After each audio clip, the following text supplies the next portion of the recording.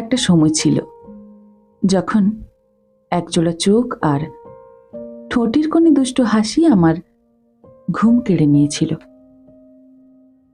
রাত দিন শুধু ছলছুতোই ফোন দিতাম। রিং হয়ে ফোনটা একসময় কেটে যেত। নতুবা বলতো, আপনি যাকে কল করেছেন তিনি এখন উত্তর দিতে পারছেন না। ওরা ঠিক বলতো না, উত্তর দিতে চাইতো না, তাই ফোনটা কেটে যেত।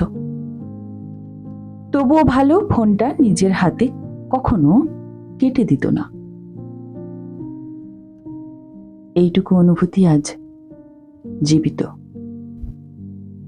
সন্ধে হলেই ব্যালকনিতে বসে আকাশের দিকে তাকিয়ে তারা দেখতাম। পশ্চিমের আকাশে একটি উজ্জ্বল তারা রোজ চোখে পড়ত। তাকেই শুধোতাম অনেক প্রশ্ন,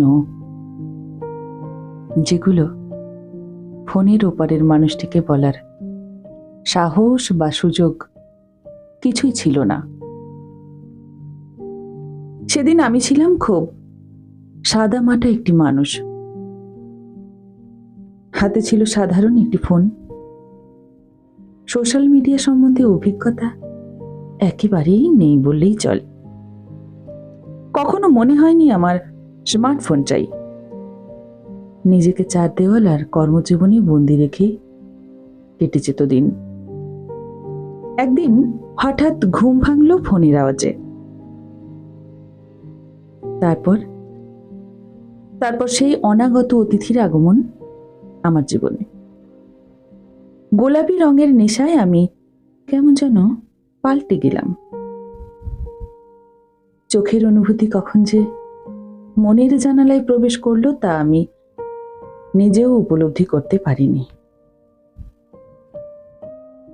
ক্ষণিকের আলাপেই টেবিলের ওপারে থাকা একজোড়া চোখ আমার মনটাকে দখল করে নেয়, ঠিক যেন চর দখলের মতো। কিন্তু বোঝাতে চাইনি কাউকেই। একটা সময় ছিল যখন 5টা SMS করলে একটাও উত্তর আসতো না। একটা সময় ছিল যখন অবহেলায় বিদ্ধ হয়েছে মন। অস্ত্রোপচার না হলেও অনেক রক্ত হয়েছে ক্ষরণ হৃৎপিণ্ড থেকে।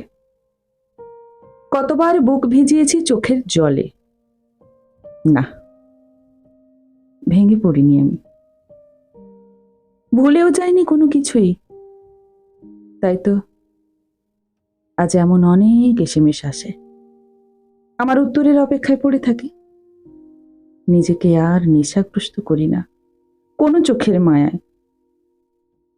পুরনো স্মৃতি আজও বাঁচিয়ে রেখেছি মনের সিংহাসনে। ক্ষত শুকনো হতে দিইনি। ইচ্ছে করে অপমান, অবহেলা, ওই মায়া সব তুলে রেখেছি স্মৃতির সিংহাসনে। কারণ শত সহস্র অবহেলা, অপমান, লাঞ্ছনা, রিজেকশন থেকে জন্ম নিয়েছে আজকের অরুন্ধতী, যে আগের মতো শান্ত নয়, চপল নয়, যার মন আজ আর কোনো মায়ে জড়ানো চোখ খুঁজে না, আর কোনো মিথ্যে প্রতিশ্রুতি পান করে না, যে শুধুই নিজেকে নিয়েই বাঁচতে জানে। অন্ধকারেও পথ চিনে বাড়ি আসতে জানে। একটা সময় ছিল যা আজকের অরুন্ধতীকে জাগিয়ে তুলেছে। একটা সময় ছিল।